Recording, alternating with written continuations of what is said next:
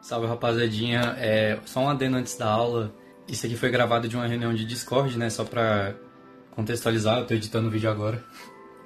Essa reunião de Discord foi só com o pessoal do Laboratório de Visualização, Interação e Simulação, caso você não seja uma das pessoas para quem eu enviei o link desse vídeo e caiu aqui de paraquedas. Então é no contexto desse laboratório que é da UNB, Universidade de Brasília. Então é uma turma que vai começar a se organizar usando Git e GitHub, muita gente não sabe usar. E aí eu me propus para dar essa mini aulinha de como começar a usar. Eu tentei gravar da melhor forma possível a aula. Acabou não gravando minha webcam. Eu fiz alguns gestuais ali para explicar, mas acabou não pegando, porque a minha gravação de tela foi a do Windows mesmo. Mas espero que a explicação esteja suficiente para vocês. Qualquer dúvida pode colocar nos comentários do vídeo que eu respondo. É uma aula introdutória de Git e GitHub. Eu vou explicar ali mais na frente, na gravação. E esse é o primeiro vídeo de dois. Esse é a parte teórica, que ensina os conceitos bem iniciais do Git e depois parte para a parte prática no GitHub usando o GitHub Desktop. Vou deixar o link das coisas para baixar na descrição. E também vou estar deixando o link do repositório, que tem a listinha da parte prática, para vocês acompanharem junto. E é isso. Fiquem com o vídeo aí. Lá no Git mesmo, né? Posso botar no Git, boto no Discord, boto no grupo, boto o link do YouTube em todos os lugares aqui. Pronto, galera. Estamos pronto para começar. Rapaziada, então, primeiramente, boa tarde. E vamos começar aqui. Essa aula, como eu já anunciei, é de Git, GitHub. E, e aí, sem mais delongas, vamos começar. Já começo destacando que essa aula aqui é uma aula de introdução. Ela não é pra... Tá todo mundo vendo a tela, né? Acabei de escutar um barulho de alguém Ah, entrando na tá tela compartilhada. apresentando. Gente, tô apresentando. Então, quem quiser olhar o slide, é só ver o meu compartilhamento de tela que tá ativo. Continuando, é uma aula de introdução, então vocês não vão aprender nada muito avançado do GitHub, não. É uma aula de primeiros passos. O código que a gente vai fazer na parte prática é uma coisa bem besta, então não se assustem com nada, porque eu lembro que a Elisa colocou o nome dela também, e outras pessoas que eu sei que não programam, e eu perguntei para ela e tal, e eu fiz a aula para quem não conhece nada de programação e já quer aprender GitHub. O que não tem nada de errado com isso, mas é mais adequado para quem já programa há um tempo e quer organizar os códigos, beleza? Então é isso. Vamos lá, o que, que é o Git e o que, que é o GitHub? Sendo bem resumido numa palavra só, o Git é um software de versionamento. Ele é um software para criar o quê? Versões do seu código. Conforme vai passando o desenvolvimento que você vai fazendo, né? O próprio Ctrl Z, o salve que você dá enquanto você está desenvolvendo, pode ser considerado uma versão do código. E o GitHub, a diferença entre Git e GitHub, né, que tem aqui na frente, são duas coisas diferentes.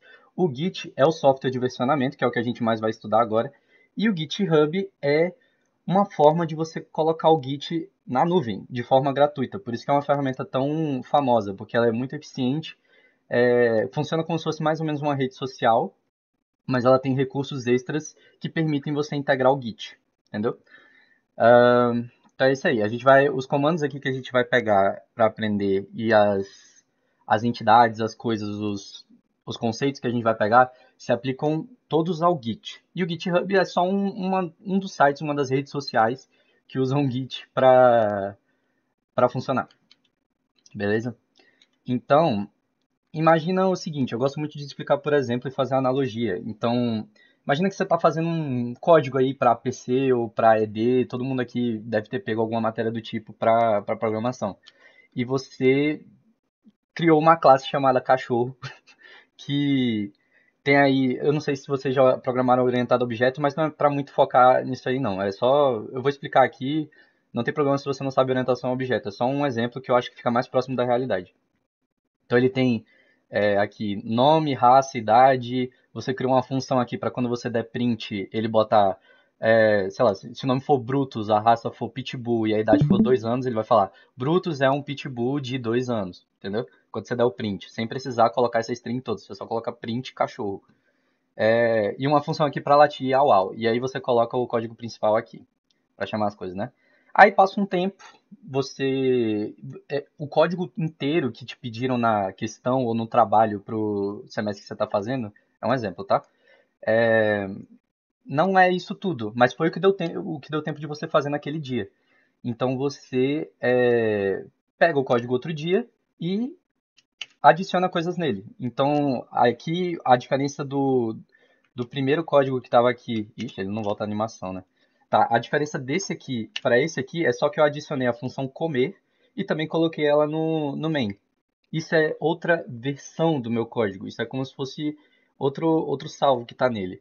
Então, as versões seriam isso, seriam como se fossem fotos que você vai tirando do seu software. Aqui, por exemplo, evoluiu mais um pouco e não precisa ser só crescendo. Não precisa ser só coisas que você adicionou no código. Pode ser coisas que você alterou ou excluiu. Então, aqui, por exemplo, na última, eu excluí a parte do main, que era só para testar, e tirei um método, que eu não lembro qual era o método. Tirei o método latir, tirei o def latir ali, e coloquei o uivar e troquei. Entendeu? Então não precisa ser só de adicionar coisas, só para não ficar um entendimento meio do escopo errado do que significa uma versão do código. Pode adicionar coisa, pode alterar coisa e pode excluir coisa, beleza? Mas explicitamente aqui linhas de código. Então ele é como se fosse uma foto de cada estado do seu código que funciona. Então, qual que são as vantagens de você usar Git, né? Por que que eu gostaria de usar um software de versionamento?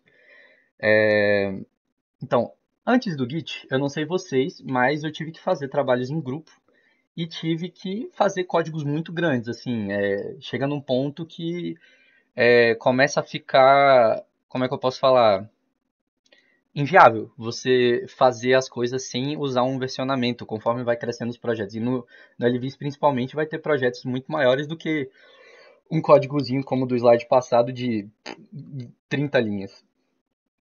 Vai ser uma coisa com vários arquivos, com várias linhas em cada arquivo e por aí vai. Com várias pessoas trabalhando, não vai ser só você. Então, como é que eu fazia antes, né? Eu salvava cada versão do código que funcionava no, numa pasta do Windows e colocava uns nomes aleatórios aí, desorganizados. Ai meu Deus, e para fazer trabalhos em grupo, eu mandava por e-mail, não achei print dos e-mails, eu acho que eu excluí, mas na época do ensino médio eu tive que fazer trabalho que envolvia código e mandei por e-mail, muito feio e muito difícil fica muito desorganizado. E aqui tem uns códigos da faculdade que eu mandei mesmo pelo WhatsApp, que eu achei engraçado de mandar, porque é ilegível um negócio desse. Não tem código de cores, a indentação vai pro caralho quando você tá colocando aqui, enfim. E às vezes, essa imagem aqui é porque às vezes todo mundo tem que trabalhar no mesmo computador, que é o que eu vi que aconteceu em algum momento ali no LVIS também, e também no meu trabalho de OAC, a gente trabalhava só num computador lá no Linf. Tanto que eu acabei nem passando na matéria, pode ser porque eu não usei Git, né? Então, resumindo, sem Git, os seus projetos que envolvem código ficam desorganizados, lentos e difíceis de trabalhar em equipe. Resumidamente é isso. E com Git, como é que fica, né? Você vai ter o contrário disso, você vai ter organização, fluxo de trabalho e fica fácil de colaborar, porque cada um trabalha da sua casa, o fluxo de trabalho fica óbvio, você primeiro vê como é que está o código atual, se teve alguma atualização, coloca as suas atualizações, seja exclusão, alteração ou adição, e joga de volta para a pasta compartilhada que vocês têm. E tudo isso fica mais organizado, isso te incentiva a se organizar. Dá para ter um repositório, dá para ter algo, dá para trabalhar com Git sendo desorganizado? Sempre dá para piorar. Então a organização vem mais de você, mas você se sente mais incentivado a ser organizado quando você está usando Git e GitHub, porque você está explicitamente trabalhando com outras pessoas e o seu trabalho está publicado numa URL, mesmo que seja privado, né? Enfim, é um trabalho seu ali. Eu não sei explicar, você só se sente mais motivado a estar mais organizado. E é isso, essa é a parte motivacional da aula, do porquê que você gostaria de usar Git na sua vida e GitHub. E vamos para a parte técnica agora. Como funciona? Então, nessa aula, eu já falei que vai ser uma aula introdutória, a gente vai aprender poucos comandos, só os comandos básicos para a gente conseguir fazer a parte prática e também começar as coisas, seja no LV, seja nas matérias de vocês que tem código, seja em qualquer lugar, seja no trabalho, se alguém trabalhar aqui programando, mas provavelmente quem trabalha programando já usa algum tipo de versionamento. Pode não ser o GitHub, pode não ser o GitLab, que é outro tipo de site, mas deve usar já. Então, e se não usa, vai dar uma adição muito grande aqui para quem já trabalha com isso. Então, a gente vai aprender 8 conceitos aqui, na verdade 9, que um eu esqueci de colocar, que é exclusivo de branches para repositórios. Mas a gente vai aprender o que que é um repositório, como é que a gente armazena nosso código, né? Ao invés de ser essa pasta aqui muito doida, ai meu Deus, ao invés de ser uma pasta com tudo desorganizado aqui, a gente vai ver como é que fica armazenado as coisas no Git e no GitHub, certo? Aí a gente vai aprender o que que é um clone, como é que você copia o repositório para sua máquina. Não vou entrar muito em detalhes, vai ter explicação mais à frente. Como que é um pull, que é puxar, né? Você puxar o repositório para sua máquina. Fetch, que é atualizar o repositório. Vejam que todas as operações são com relação ao repositório, que é a entidade central, assim, é o se o Git fosse uma pessoa, o repositório seria o corpo, certo? Então, ele é o que manda ali, entendeu? É a entidade principal. Como é que faz um push? Como é que você devolve as suas alterações para o repositório, né? E quais as particularidades disso? O que que é um add, um stage? O que que é um commit? O que que é uma branch? Não vou entrar muito em detalhes agora, quando a gente chegar lá eu explico melhor, porque alguns conceitos são dependentes de outros. Principalmente, tudo aqui, todos esses 7 aqui são dependentes de repositório. Então, é isso aí. E o que está escondido aqui, que eu falei que ia ter e não está tendo aqui nesse resuminho, é o merge, né? O git merge. E assim, esses nomes aqui são por causa dos comandos que a gente faz quando a gente usa o Git em janela de comando. Então todos aqui são git clone, git pull, git fetch, git push, git add ou git stage, git commit, git branch. Todos começam com git na frente e são comandos que a gente dá na janela de comando para fazer algo em específico. E alguns são entidades. O repositório, não existe git repositório, mas o resto sim. São comandos específicos do Git que também representam entidades. Bom, começando aqui por repositório, o que que é um repositório Git, né?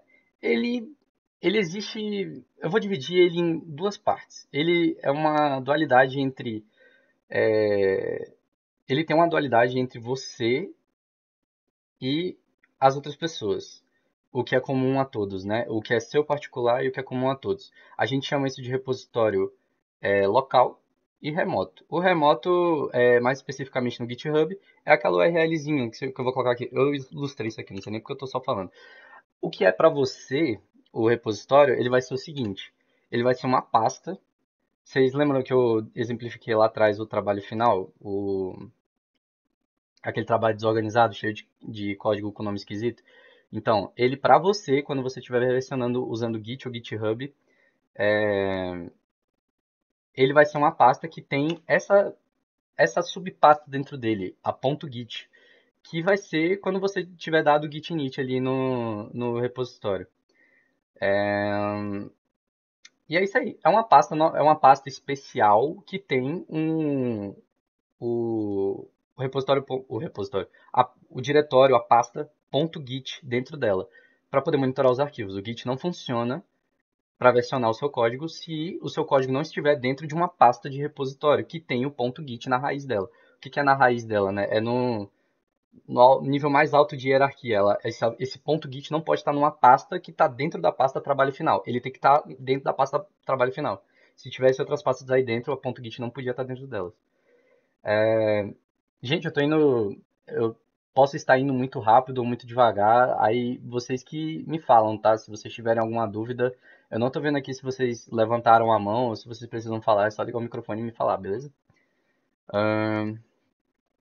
Tá, então continuando. Para o resto do pessoal, né, acabei de explicar o repositório local. O repositório remoto é o que está em acesso para todo mundo. Se tiver público, é todo mundo mesmo. Se tiver em particular, é todo o resto da galera que está participando do seu projeto. Ele é isso aí que vocês estão vendo aqui. É a URL. Sim, a pasta o repositório local é uma pasta com ponto .git. De maneira grossa e curta, é uma pasta com um ponto .git dentro, que é outra pasta. E o repositório remoto, ele é o que tem, ele é essa URL, basicamente. E ele tem as mesmas coisas que o seu repositório local tem. Se vocês olharem aqui, ó, tem o Git Attributes, do mesmo jeito que tem aqui Git Ignore, tem aqui também a licença, também tem README. Acho que eu já tinha atualizado aqui. Tá desincronizado os dois repositórios, mas eles são o mesmo. O main.py aqui, ó, o main. Aqui não aparece .py porque o Windows esconde, mas enfim, é isso aí. Então os dois são o mesmo repositório, só que um é remoto, o outro é local. Essa é a única diferença entre eles. Um é uma URL e o outro é uma pasta na sua máquina, só que os dois são sincronizados e os dois são a mesma coisa. Clone. O que que é você clonar? Você só pode clonar repositórios. É uma ação que se aplica a repositórios. Como é que funciona um clone, então? Você só faz ele uma única vez. Você entrou num projeto, por exemplo, você entrou num, numa equipe nova de trabalho e aí eles já estão versionando o projeto com o Git. Todos os códigos deles estão versionados com o Git. E eles já têm um repositório remoto. Como é que você começa a trabalhar? A primeira coisa que você faz é achar a URL, né? Eles vão te dar a URL e você faz um Git clone. Você clona o repositório para sua máquina. Você cria um repositório local. Então, vai ter o repositório lá na internet e aí o Git clone vai pegar o arquivo e jogar para você na sua máquina. Simples, de boa. Gente, me dá só uma confirmação para ver se eu não estou falando sozinho, porque eu não tenho retorno aqui da tela, eu tô vendo só o slide. Tá tranquilo. Tá tranquilo? Beleza. É, Tudo certo. beleza. Então é isso, esse é o Git clone. Ele tem a gente vai fazer ele na aula prática, então prestem bastante atenção. Repositório também é muito importante, né? E até agora é isso aí. Então, vamos pro próximo. Git fetch. Pelo símbolozinho, eu acho que já fica meio intuitivo do que ele significa, né? Quando você, lá na interface do GitHub Desktop, tem o botão de fetch, ele tem esse símbolozinho aqui da scroll para você atualizar o repositório, mas ele não é necessariamente uma atualização. Quando você clicar no fetch, ou se você estiver na linha de comando, você der um git fetch, ele vai olhar para o seu repositório remoto, certo? Vai olhar para o seu repositório remoto.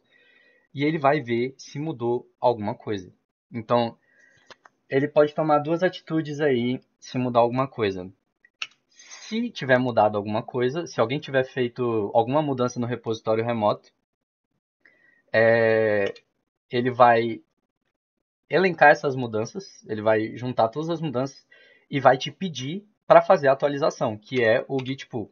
Ele vai te mandar fazer o pull, que é o próximo que eu vou explicar, eu acho. É o próximo que eu vou explicar. Não precisam saber o que é pull ainda, assim, não é muito importante. Agora, daqui a 30 segundos eu vou explicar para vocês o que é. Então, se mudou alguma coisa no repositório, ele vai mandar você fazer o pull. Se não, aí não faz nada. Aí você pode começar a desenvolver porque o seu repositório está sincronizado. É muito importante que vocês deem fetch toda vez que vocês forem mudar alguma coisa no repositório. Então, no repositório local.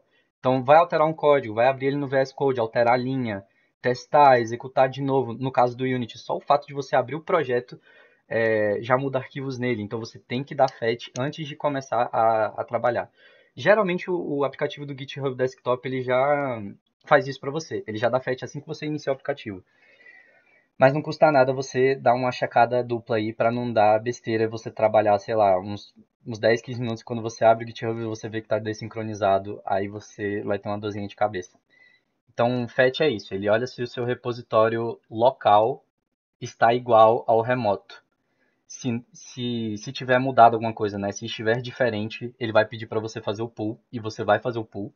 A não ser que tenha algo muito de extraordinário ruim na sua máquina, mas a gente não vai tratar isso aqui. Então, 100% das vezes você vai fazer o pull. E se não, você pode começar a programar, a começar a trabalhar. Beleza? Git pull, ele é exatamente igual ao git clone. Só que você faz ele depois de fazer o fetch, né? Depois de ver se tem alguma mudança no repositório remoto. Então, aqui como está escrito, deixe o repositório local idêntico ao remoto, excluindo, alterando e adicionando arquivos e linhas de código. Ele muda tanto dentro dos arquivos quanto os arquivos em si de lugar, porque você pode acabar alterando os arquivos de pasta. Então, ele pode mudar isso também. O Git tem esse poder. Ele não só muda as linhas de código do arquivo, atualiza, né? Como também muda os arquivos de lugar e cria arquivos, e exclui arquivos, enfim. Ele mexe com toda a hierarquia de arquivos e pastas do seu repositório, assim como dentro dos arquivos também. Então é isso aí. Git pull exatamente igual ao git clone, só que você vai fazer várias vezes. O git clone ele pega o repositório inteiro. O pull ele só pega as mudanças, beleza? Que é basicamente equivalente. Se ele excluísse todo o repositório local e baixasse o remoto todo de novo, é equivalente a fazer um clone. Não sei se ele faz isso por debaixo dos panos, mas na prática ele só vai deixar o seu repositório local exatamente igual ao remoto. Fechou? Você faz isso geralmente antes de começar a trabalhar. Git push é o contrário do pull, é o inverso do pull. E ele envia as alterações feitas no seu repositório para o repositório remoto. Então você terminou de trabalhar, você terminou de fazer os seus commits, já criou sua branch, já fechou sua branch, como é que fala? Quer fazer merge com a main, tô falando muito termo que eu vou falar daqui a pouco. Você terminou seu trabalho e quer enviar para o remoto, né? Já está tudo funcionando, já está tudo tranquilo, acabou o dia de trabalho, você dá um push, beleza? Então ele envia alterações no repositório local para o repositório remoto. Do mesmo jeito, alterando, excluindo e adicionando arquivos, do mesmo jeito que o pull faz. Só que é o inverso, ao invés de ser do remoto para o local, do geral para o seu, vai ser do seu para o geral. Você que vai estar fazendo as mudanças. Git Add e Git Stage.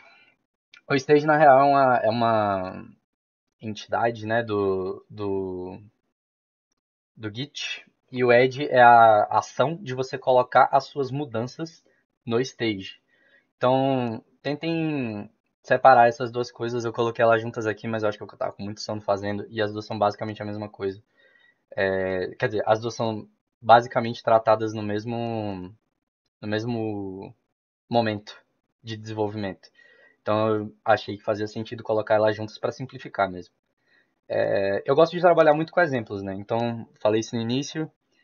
Então, vamos começar com um aqui. Imagina que você está trabalhando no desenvolvimento web que tem essa estrutura de pastas aqui. Beleza? Bem grande, bem assustador. Isso aqui é de um projeto que eu participo e eu achei um bom exemplo para colocar as coisas aí. Tem um back-end, tem um front-end, e o back-end está sendo feito em. Ah, eu nem lembro o que que era. Enfim, era algum framework muito conhecido de Java, e o front-end está sendo feito em Angular. E aí, isso aí não importa. O que importa é que você foi lá, deu seu git clone, deu seu git fetch, começou a trabalhar e você alterou 4 arquivos, beleza? Você alterou 4 arquivos. Você alterou o arquivo main.ts, index.html, approutes.typescript e readme.markdown. Beleza? Você alterou esses 4 arquivos. Só que aqui, por exemplo, você alterou 2 códigos-fontes. Aqui está escrito em TypeScript. Aqui no index.html você achou uma coisinha feia, isso é um site, né? Isso é uma estrutura de pasta de um site. Você achou uma coisinha feia lá no index, que é o HTML central lá, e mudou uma cor, ou mudou o tamanho de alguma div, mudou alguma coisa besta, que não tem nada a ver com os códigos que você alterou aqui. Esses códigos que você alterou aqui, vamos supor, que era para você melhorar funcionalidades do site, beleza?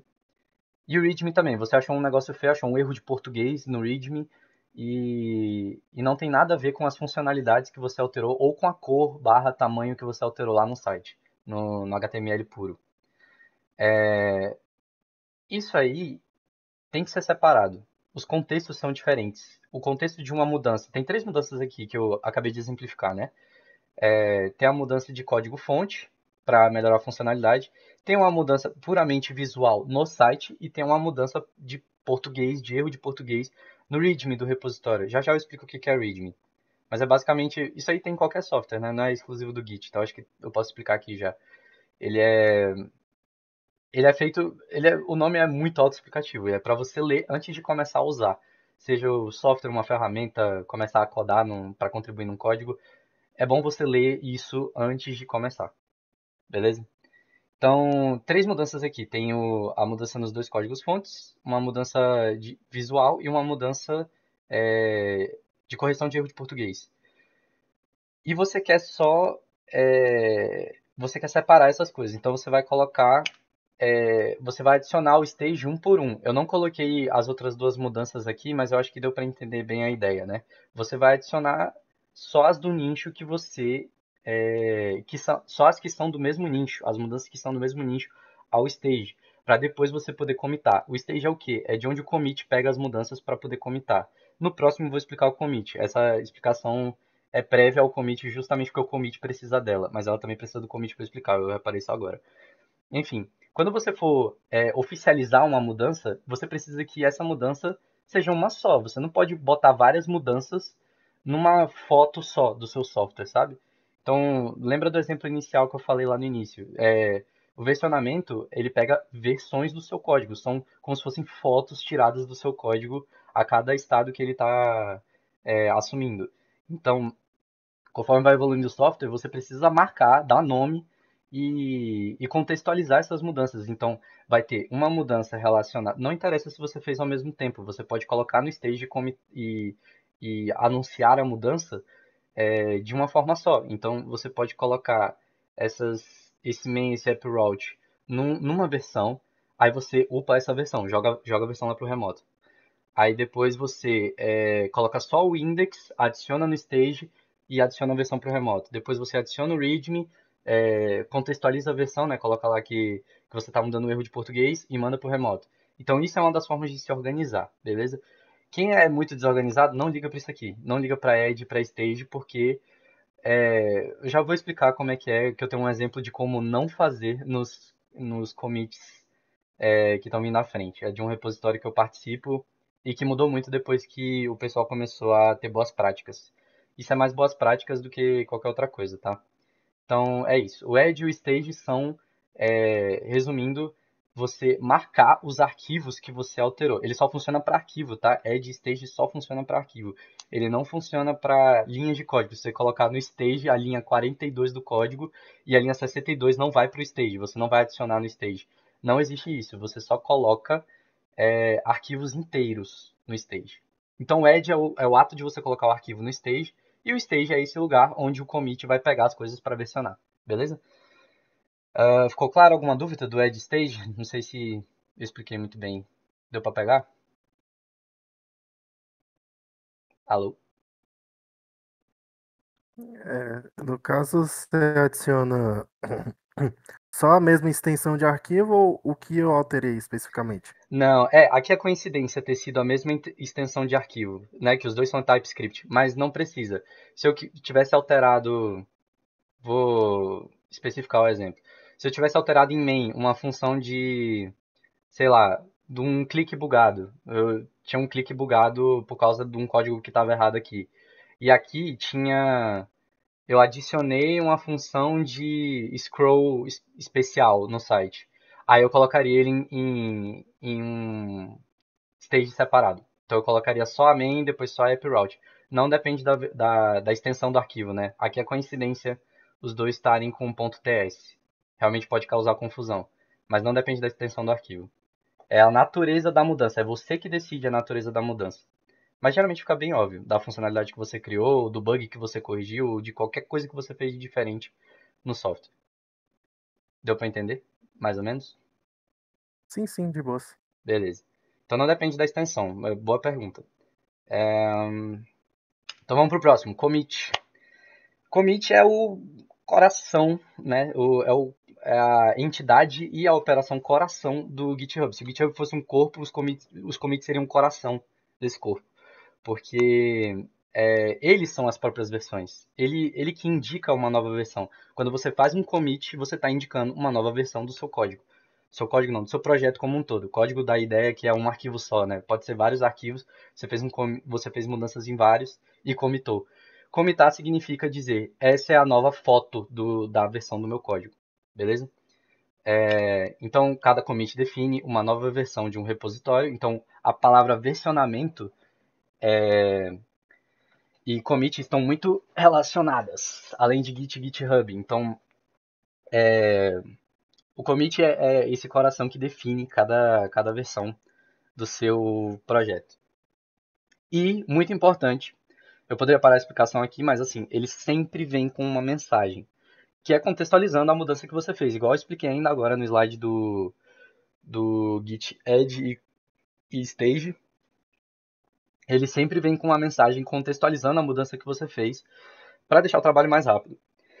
Porque no vai ficar um histórico das versões que você fez, né? Vai ter uma linha do tempo com coisas, com cada versão que você fez. Isso é importante para o desenvolvedor ver para onde o software está caminhando, é para ver coisas maiores, assim. Isso acaba ficando muito importante. Quanto mais o projeto vai crescendo, mais importante fica você saber quais as versões que você já teve, o que você pode se inspirar de coisas passadas, enfim. E aqui um alerta muito grande que a mensagem importa. E eu vou dar um exemplo aqui, vou dar dois exemplos de como fazer mensagens de commit e como não fazer. Que essa aqui é de não fazer. Esse é um repositório que eu tenho com a galera da Allblue. Ele é privado, então não tem nem como eu mostrar para vocês, mandar o link para vocês verem. Mas a gente coloca as coisas da nossa simulação em Unity lá. Então a gente altera, cada alteração é muito importante, porque o Unity é uma parada meio difícil de mexer, é de uma versão um pouco mais atual. Então ela é um pouco mais instável, dá um pouco mais de problema. Isso não vem ao caso. O que vem ao caso tá vendo esses nomes aqui em negrito? Esse é o nome do commit, é o nome da versão nova. Qual é o hábito geralmente que a gente tem? Que tá certo tanto nesse jeito errado quanto no jeito certo? É colocar o que mudou da versão passada para essa versão agora, essa versão que eu acabei de fazer commit. E não dá para entender, assim, eu acho que todo mundo pode concordar que não dá para entender o que mudou em alguns commits. Por exemplo, esse aqui se chama atualizações. Atualizações do quê? O que você atualizou? Nós das câmeras concluídas, beleza, tá passável, entendeu? Tá esse nome de commit, dá para saber que ele mexeu nos códigos relacionados às câmeras. Atualizando o ROS, beleza, dá para saber que ele mexeu em alguma coisa lá dentro da stack do ROS, mas assim, o ROS ainda assim é uma coisa muito grande. Vocês vão ver que é muito de julgamento isso. Depende de um consenso do grupo, é, estimar um padrão de commits. Eu, por exemplo, na Luva, depois dessa aula, na reunião de amanhã, eu vou exigir um padrão de commits assim bem específico que só de você bater o olho você já sabe o que está mudado ali. Alterações para Map, beleza? Aí aqui, alterações. Não façam isso, rapaziada. Por favor. Isso aí é horrível. Não façam. Coloquem, contextualizem a versão nova que vocês criaram do código. Bota o que tem de novo, o que saiu, o que entrou, o que foi alterado. Não precisa ser um texto, beleza? Não precisa ser uma coisa. Oh, meu Deus, vai chegar até aqui no final o texto. Vai ter. Pensa como se fosse um título de trabalho, um título de artigo sucinto, mas que explica direitinho o que foi mudado, sabe? Esse aqui tá muito bom, ó. Nós das câmeras concluídos. Eu xinguei no início, mas agora eu tô pensando, tá bem contextualizado. Se você precisar, você adiciona a descrição embaixo, mas no título é importante você colocar bem resumidamente qual que é o nome do commit. Eu destaco muito isso porque isso é o que mais diferencia um repositório organizado para um repositório desorganizado. Então vamos pro próximo. Esse aqui é um repositório de um site que eu fiz para a galera da mecatrônica ver o fluxo, porque a gente não tinha fluxograma do fluxo atual. Então eu criei o site, hospedei no GitHub e usei o GitHub para versionar. E só tem eu mesmo nesse repositório, então eu assumi um padrão comigo mesmo. E deixa eu dar uma pausa aqui para ver as coisas. Então, tipo, ó, aqui, ó. Eu estabeleci o padrão é o mesmo padrão que eu vou usar com a galera da Luva. Então, o Rodrigo e Caleb, fiquem atentos. Um emoji padronizado é de um outro lugar que faz padrões de commit, tipo sugestões de nomes e emojis e classificações para você colocar no commit. Com o tipo de commit, raw é como se fosse para trocar os arquivos brutos que não são código. Então eu tinha um CSV para carregar uma tabela para pegar o fluxo de lá. Porque eu não ia exibir uma tabela, eu ia exibir um grafo muito doido lá, enfim, isso não é o caso. Então aqui é o tipo do commit e aqui é o título do que ele troca. Então tá bem claro. Lá no, eu só fui lá na tabela e troquei o que estava escrito Core Math por matemática, porque eu gerei o código primeiro por IA e depois eu fui corrigindo na mão. Então isso aqui foi gerado por IA, eu tive que corrigir. Aqui, por exemplo, esse de emoji de inseto é de bug fix. Remover espalhamento no duplo clique. Então, quando eu clicava duas vezes lá, ele espalhava muito doido as coisas e era um bug que precisava ser consertado. Então, nesse commit aqui, tem as alterações certinhas para alterar para consertar esse bug. Então, cada commit aqui você está vendo que você está vendo claramente o que eu alterei, com que objetivo, para que essa versão existe. Entendeu? Não está escrito alterações. Tá dito aqui, explicitado qual que é a alteração. Esse aqui é o que mais vai ter, inclusive. É o de feature. Você vai criar uma funcionalidade nova, né? Geralmente, quando o software está começando, só tem esse tipo de commit aqui. Não tem muito bug, porque não está tão grande o suficiente para você deixar passar um negócio desse. E, como é que fala? E o nome da funcionalidade nova, o nome, ó. O que que a funcionalidade nova faz, ou se ela tiver um nome muito claro, você coloca. Então, assim, estou destacando bastante isso, mas não é uma regra, oh meu Deus, se eu colocar só atualizações, meu software vai quebrar. Não vai quebrar. É só uma convenção boa. Eu já estou ensinando um pouquinho de boas práticas para vocês, para manter o software organizado e para todo mundo se entender. Para evitar de, tipo, você fazer a alteração num dia, aí no outro dia a galera chega e vem te perguntar sobre o que você fez ontem, sendo que se você tivesse colocado o nome certinho do que você alterou, ia evitar essa conversa e o fluxo de trabalho ia acontecer mais rápido, sabe? Então, é isso. Façam commits desse tipo. A última, mas só que não, né? Porque ainda tem um merge. A última propriedade não. A última entidade do Git que eu vou ensinar para vocês hoje é a branch, que vem do inglês galho, né? Em português é galho. Que é como se fosse branch é galho ou ramificação, né? Ela é como se fosse, se você for imaginar assim, é como se fosse uma linha do tempo diferente. Lembra que eu falei que os commits, as versões vão gerando uma linha do tempo linear? Ela ramifica, como se fosse tipo o multiverso da Marvel lá, que se alguém tenha visto a série do Loki, viu que quando ele quebra quando ele mata o Kang, eu acho, ele aumenta, ele diversifica as linhas do tempo, deixa de ser uma só e aí tem várias ramificações. Isso ali é como se fossem várias branches do MCU. Então, tipo, aqui é o mesmo raciocínio. É como se você estivesse criando uma, uma nova linha do tempo para o seu código, com o objetivo de juntar essas linhas de novo. Uma branch não vai seguir paralela a um, a linha do tempo principal para sempre. A ramificação não vai para sempre. Ela alguma hora vai se juntar de volta à linha principal e eu já explico como é que isso acontece. Mas se ela seguir para sempre em paralelo, é melhor você fazer um fork do que um branch. Fork é criar outro repositório, não vem ao caso, é uma coisa um pouco mais não útil para esse momento. Enfim.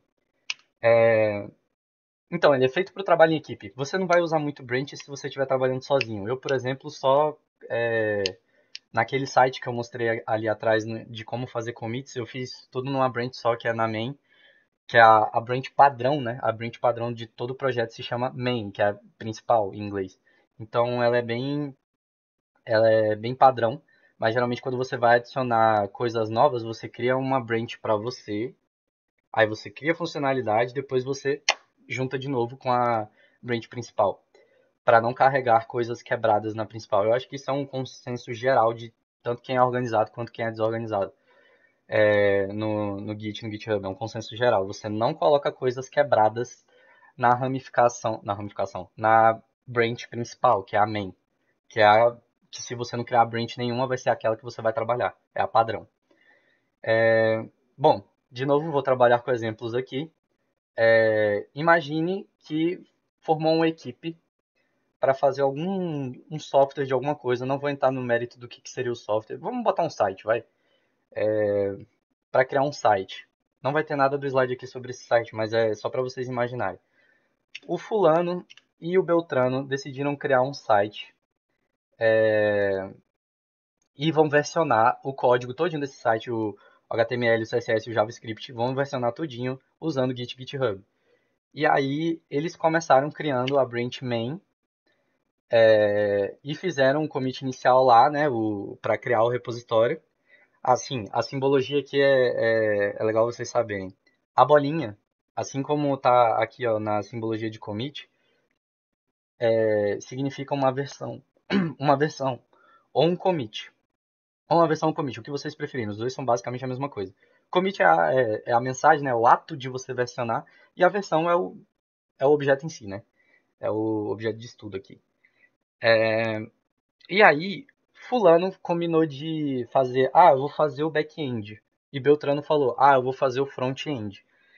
Então, eles abriram uma branch para cada um e começaram o seu desenvolvimento. Então, o fulano começou a desenvolver e foi fazendo commits na branch dele, que ele colocou o nome de fulano mesmo, colocou o nome dele. É muito comum você colocar o seu próprio nome em projetos um pouco menores. Às vezes, em projetos muito, muito, muito, muito grandes, uma branch tem mais de uma pessoa responsável por branch. Mas geralmente em projetos de pequeno e médio porte a gente bota uma pessoa só para uma branch porque é para o que ela quiser alterar. Então aí eles foram desenvolvendo, foram fazendo seus commits, suas versões, e aí o Beltrano terminou o front-end. Terminou o início do front-end, né? Um mínimo produto viável. Ele fala, isso aqui já dá para colocar, já funciona. Eu vou colocar mais coisa, mas isso aqui já roda no site. E aí ele decide fazer o merge para main, para como é que fala? Para branch principal, que é onde vai estar o código que sempre funciona. Vamos pôr isso como regra, né? Para todos os projetos Git que vocês fizerem daqui para frente. A main só tem código que funciona. Nesses commits aqui você pode fazer a escaralhada que você quiser. Mas quando você der merge com a main, tenha certeza de que assim, não dá pra ter 100% de certeza, porque sempre dá pra achar um bug novo, né? Mas assim, tenha certeza de que tem o mínimo de bugs possível, que esteja funcionando e esteja com o máximo de polimento que você puder fazer naquele tempo que você tem pra entregar, beleza? E aí, isso também serve para quando vai entrar uma pessoa nova, sabe? Quando vai entrar uma pessoa nova, ela pode criar a branch dela. Então, Fulano e Beltrano chamaram o Ciclano para fazer para participar do desenvolvimento do site. E ele vai fazer o design. Ele vai trabalhar no CSS e um pouquinho no JavaScript para fazer as animações lá no site. E o Beltrano e o Fulano vão continuar no back-end e no front-end. Então ele cria uma branch para ele. Sim, e aqui finge que o Fulano. Finge não, né? O Fulano terminou o básico do back-end e fez o commit para mim. E ele deu merge também. Lá ali na versão 3 da main. Então ele conectou ali. E assim todo mundo continuou trabalhando, beleza? Até concluir o software, ou pelo menos uma parte inicial do software, e é assim mais ou menos que funciona uma linha do tempo de GitHub organizada. Não precisa nem ser tão organizada. Cada um cria sua branch para fazer uma funcionalidade e nunca faz na main. Quem faria na main seria o dono do repositório, que seria um ótimo programador e não erra nunca, mas até ele deve criar a sua própria branch para poder trabalhar, beleza? Então, branch é uma ramificação do, do projeto que tem. Você cria uma cópia, é como se você fizesse um clone para você e você faz as suas alterações com o objetivo de lá na frente você juntar de novo. A branch tem que ter esse objetivo de sempre fechar e juntar de novo. Tá vendo que todas essas linhas aqui que saíram da main, elas voltam. Essa aqui voltou, essa aqui voltou, essa aqui voltou, todas vão voltar, beleza? Todas são com o objetivo de implementar uma funcionalidade, consertar um bug, como é que posso falar? Remover arquivos desnecessários naquela parte do projeto, tipo, esse arquivo de teste aqui não é mais necessário. A gente já tem um software bem estruturado, vamos tirar. Aí cria uma branch, remove os arquivos, testa e depois volta para mim, entendeu? Ficou alguma dúvida aqui, pessoal? Até branches? Confirme aí. Não, tá tranquilo. Tá tranquilo? Beleza. Então, Não. ah, achei que alguém ia falar alguma coisa. Então vamos para a última parte, que eu meio que já expliquei, que é os merges, né? Que é quando você junta duas branches. Mas geralmente é uma branch qualquer com a branch main, com a branch principal. Então, merge, ele une duas branches. É basicamente isso. É, não é necessariamente um comando no GitHub Desktop, mas no GitHub de linha de comando, aquele que você trabalha naquela tela preta no terminal com as coisas, você tem que botar git merge. Mas no GitHub Desktop, que é o aplicativo que eu pedi para vocês baixarem, aquele roxinho, está instalado, está implementado de forma oculta o merge. Então, quando você quer juntar duas branches, você está fazendo um merge. Quando você terminou a funcionalidade, terminou o trabalho que tinha para fazer, fez todos os commits para chegar no seu objetivo, seja lá qual for, de você ter aberto aquela branch. Aqui eu só ressalto mais uma coisa que é, não pode ter o mesmo arquivo alterado em duas branches. O que, que eu quero dizer com isso? Eu acho que eu não tenho animação para isso. Tenho? Tenho não. O que, que seria ter o mesmo arquivo alterado em duas branches? Vamos voltar aqui para branch, né? Nas duas branches envolvidas, no caso, né? Você não pode ter o mesmo arquivo alterado nas duas branches envolvidas nesse merge, nessa junção. Então, vamos dizer que em algum momento junta ao mesmo tempo aqui, não, né? Mas vamos supor que muda uma coisa na main daqui da 2 para 3, beleza? Ela muda o arquivo main.js, muda alguma coisa lá dentro desse arquivo, beleza? Seja excluindo linha, alterando linha, ou só mexendo na importação das bibliotecas, não importa. Mudou alguma coisa dentro de um arquivo que estava na main, daqui para cá. Não, eu posso falar. Apaga isso que eu falei, gente. Vamos fazer o seguinte.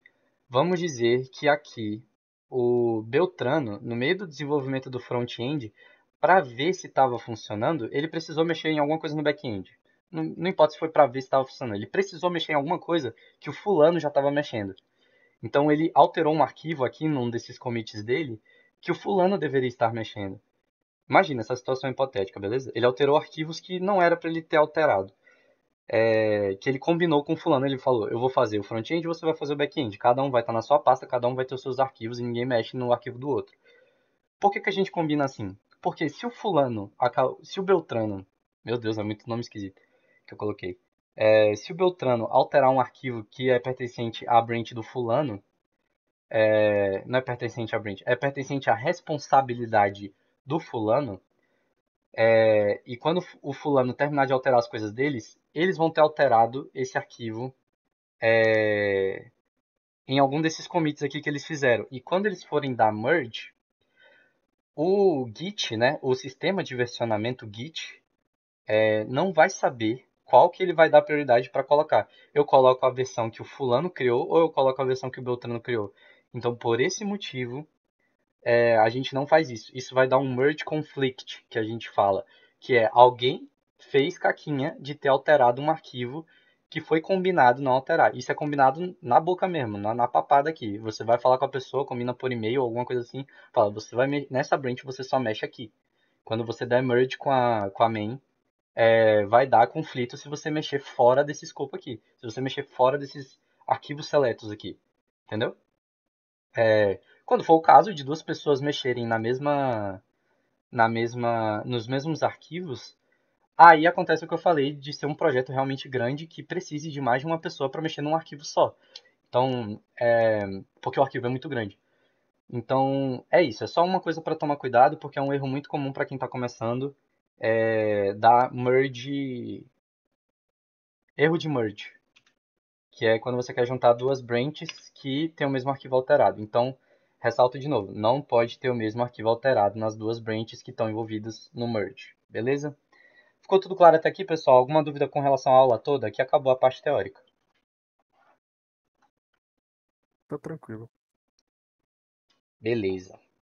Então, vamos para a parte prática.